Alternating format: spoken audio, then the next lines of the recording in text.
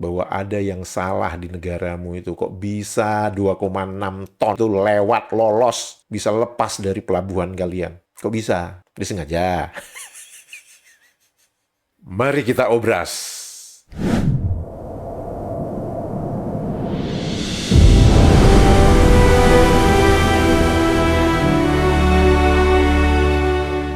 Halo, apa kabar semuanya teman-teman? Semoga kita semua dalam keadaan sehat walafiat. Amin ya robbal alamin. Selamat datang di kanal Obras, obrolan santai bareng Supriyadi.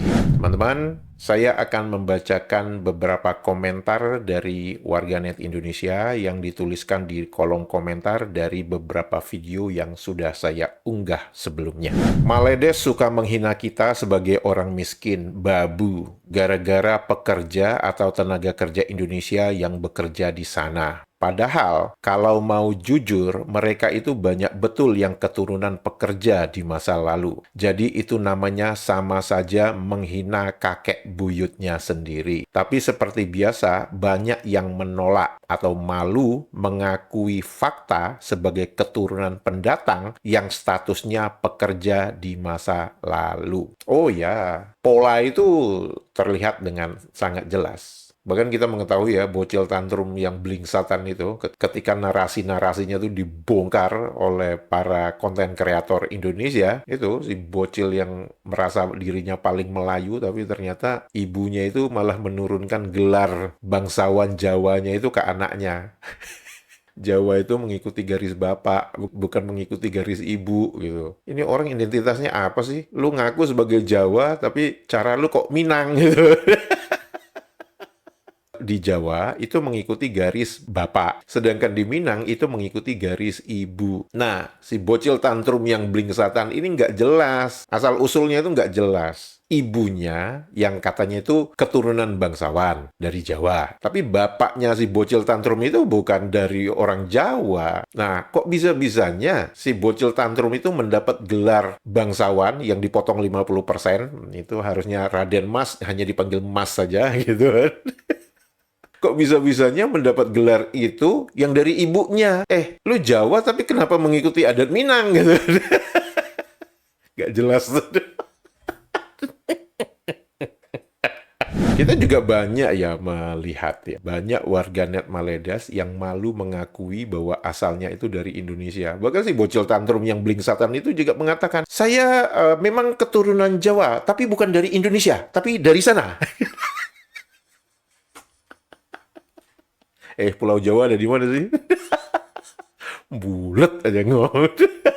Penyebabnya utang rumah tangga yang mencapai 90%. Ini ketika saya berbicara tentang bagaimana bisa, katanya warganet Maledas itu kaya, ringgit berjaya. Tapi begitu harga tiket pertandingan sepak bola naik 20 ringgit, itu mereka terkaing-kaing. Sehingga total penghasilan per tahun dikurangi cicilan, utang sisanya itu 10%. Sementara orang Indonesia, utang rumah tangga kisaran 16%. Total penghasilan per tahun dikurangi cicilan, utang masih 84%. Dan angka-angka ini teman-teman, 90%, 16% itu berasal dari berita yang kita bisa melihat bersama di Astro Awani. Rakan saya, Syaf Syukri, ada perincian data berkenaan dengan hutang isi rumah Malaysia yang dikatakan antara yang tertinggi di rantau ini. Syaf, benarkah fakta itu? Benar Zul, dan sekarang dapat anda saksikan ini merupakan data yang dikongsikan oleh Bank Negara Malaysia dan juga Jabatan Perangkaan Malaysia. Seperti dapat anda saksikan di sini, dua negara berada pada kedudukan lebih daripada 80% menyaksikan Thailand berada di hadapan dengan 89.3% dan Malaysia 89.0%. Jadi apa yang dituliskan oleh Mas Hakim ini bukan berdasarkan khayalan semata. Ini berdasarkan fakta. 90% ya, Maledes itu kan utang rumah tangganya 89 ya, 89 sama 90% itu kan beti itu ya, beda tipis aja. Makanya dibulatkan aja 90%. Kemudian utang rumah tangga Indonesia itu adalah 16%. Jadi rata-rata sisa uang yang dimiliki orang Indonesia 2,8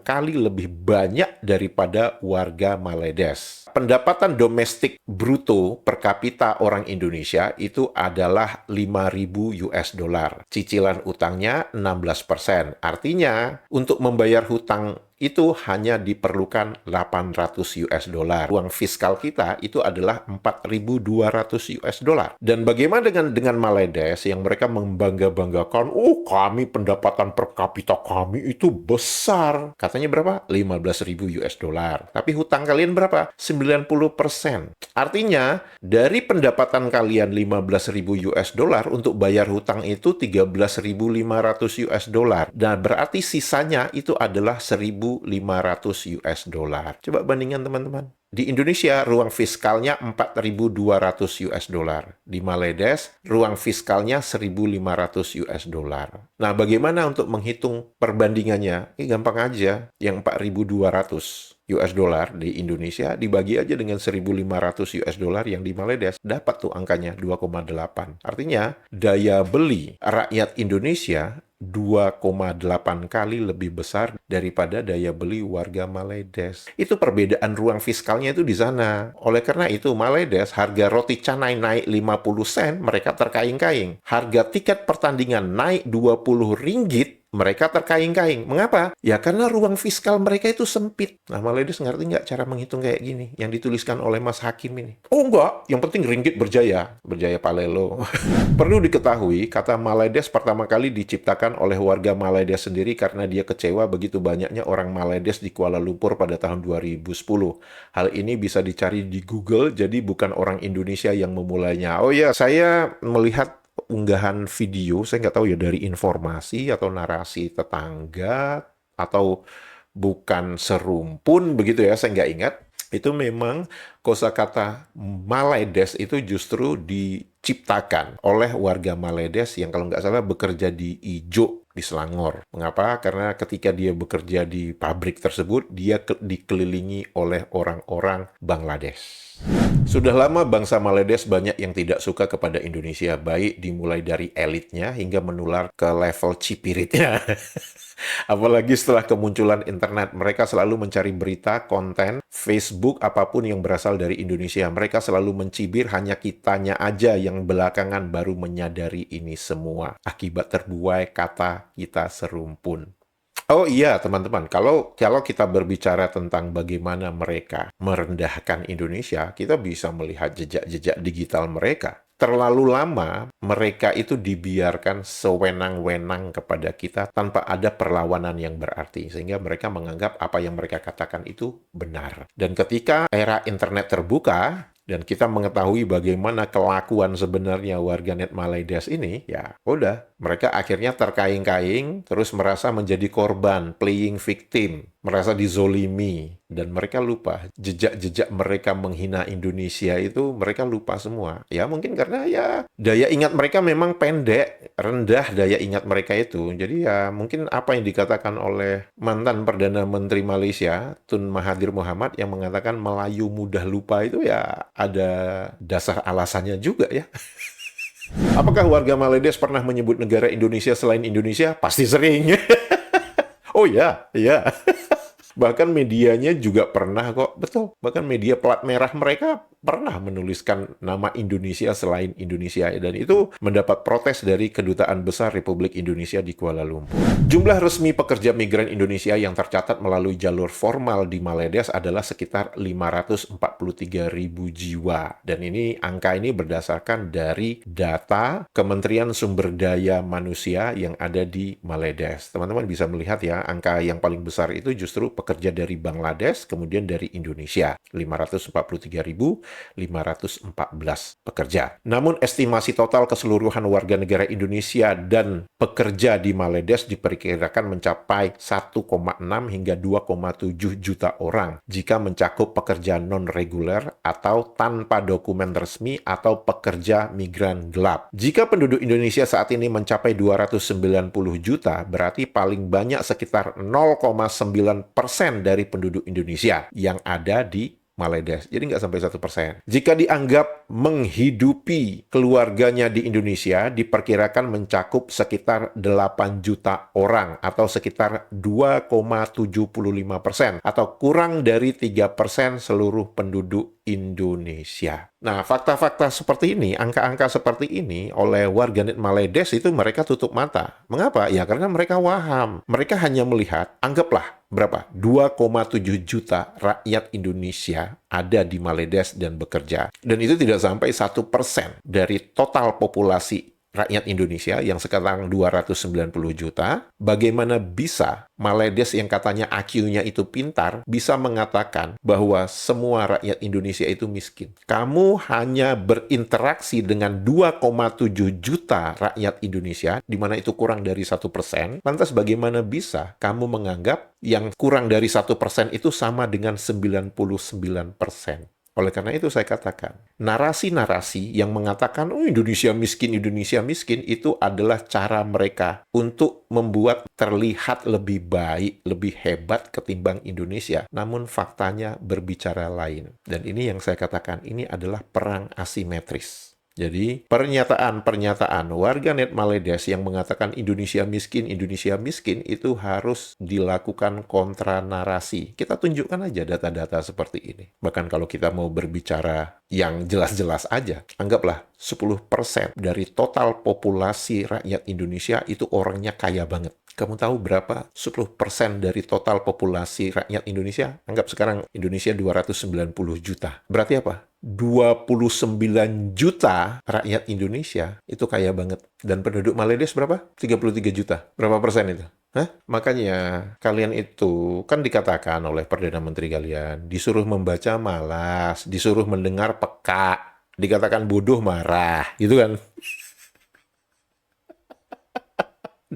Berdasarkan data resmi tahun 2025 dari Kementerian Sumber Manusia Malaysia, jumlah pekerja migran Indonesia yang bekerja secara resmi di Malaysia terdata sebanyak 543.514 orang, seperti yang saya tunjukkan tadi. Sedangkan jumlah pekerja ilegal non-resmi menurut data Migran Care, jumlah TKI ilegal sekitar 1 juta hingga 1,1 juta. Diperkirakan bekerja tanpa dokumen resmi atau mengalami overstay. Dijumlahkan totalnya resmi dan non-resmi sekitar 1,5 juta jiwa. Anggaplah dibulatkan menjadi 2 juta jiwa. Inilah angka yang sering diungkap atau beredar di medsos. Ini berarti tidak sampai 1% dari total jumlah penduduk Indonesia yang berjumlah 287 juta. Jadi total populasi Indonesia itu dalam rentang 287 sampai 290 juta ya. Oke, anggaplah dibulatkan jadi 1%.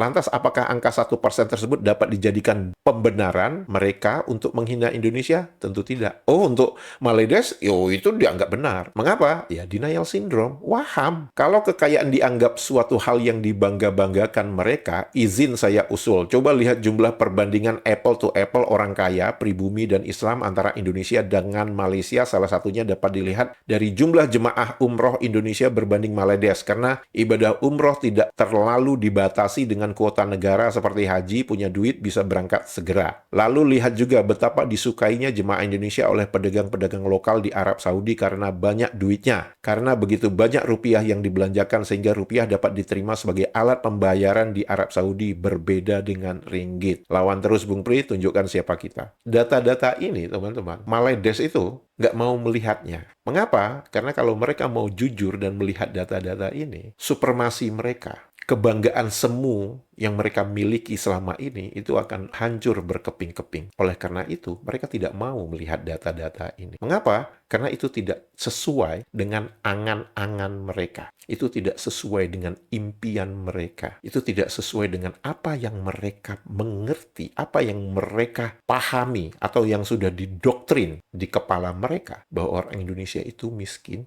orang Maledes itu kaya. Mereka pasti nggak mau melihat data-data seperti ini. Tapi tugas kita adalah, ya, lu melakukan narasi pembodohan, ya kita harus melakukan kontra narasi pencerdasan. Sesederhana itu aja. Bagaimana kita mencerdaskan mereka? Tunjukin aja, tampolin aja mereka dengan data-data ini. Terserah mereka mau mengerti atau enggak, ya itu urusan sang pencipta dengan dia gitu. Karena kan yang bisa membolak-balikkan hati itu kan hanya sang pencipta. Jadi kalau mereka bebal, ya itu berarti sang pencipta memang membuat mereka itu jadi bebal gitu.